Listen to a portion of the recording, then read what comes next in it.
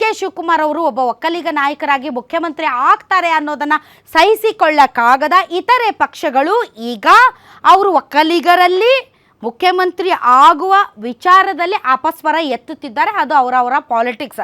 But D K Shivakumar ಅವರು ಮುಖ್ಯಮಂತ್ರಿ ಆಗಬಾರ್ದು ಅಂತ ಪಕ್ಷದಲ್ಲೇ ನಡೀತಾ ಇರುವಂಥ ರಾಜಕೀಯಕ್ಕೆ ಇರ್ರೆಸ್ಪೆಕ್ಟಿವ್ ಆಫ್ ಪಾರ್ಟೀಸ್ ಎಲ್ಲರೂ ಅದರ ಬಗ್ಗೆ ಮಾತಾಡ್ತಾ ಇದ್ದಾರೆ. ಇದು 2028ಕ್ಕೆ ಒಕ್ಕಲಿಗ ನಾಯಕ ಯಾರು ಅನ್ನೋದಕ್ಕೆ ಸಂಬಂಧಪಟ್ಟಂಥ ಒಂದು ವೇದಿಕೆಯನ್ನು ಈಗ ಕ್ರಿಯೇಟ್ ಮಾಡುವಂಥ ಪ್ರಯತ್ನ ನಡೀತಾ ಇದೆ. ಆದರೆ ಈಗಿರುವಂತಹ ಪ್ರಶ್ನೆ, JDS ಮತ್ತು BJP ಮೈತ್ರಿಯಲ್ಲಿ ಹೋಗ್ತಾರಾ? ಮೈತ್ರಿಯಲ್ಲಿ ಹೋದರೆ ಕುಮಾರಸ್ವಾಮಿ ಅವ್ರನ್ನ ಮುಂದೆ ಬಿಡ್ತಾರಾ ಅಥವಾ ಕುಮಾರಸ್ವಾಮಿ ಅವ್ರನ್ನ ಹಿಂದೆ ಹಾಕಿ ಅವರು ಮುಂದಕ್ಕೆ ಬರ್ತಾರಾ? ಸೊ ಈ ರೀತಿಯಾದಂಥ ಸಾಕಷ್ಟು ರಾಜಕೀಯ ಸಮೀಕರಣಗಳಿವೆ. ಒಂದಂತೂ ಸತ್ಯ, ಒಕ್ಕಲಿಗ ನಾಯಕನಾದರೆ ಮಾತ್ರ ಮುಖ್ಯಮಂತ್ರಿ ಆಗೋದಕ್ಕೆ ಸಾಧ್ಯ ಇಲ್ಲ.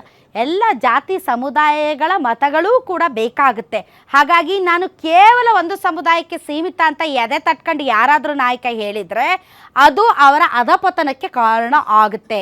ಯಾಕಂದರೆ ಮತದಾರರು ತುಂಬ ಬ್ರಿಲಿಯಂಟ್ ಆಗಿದ್ದಾರೆ ಅಂತ ಹೇಳ್ತಾ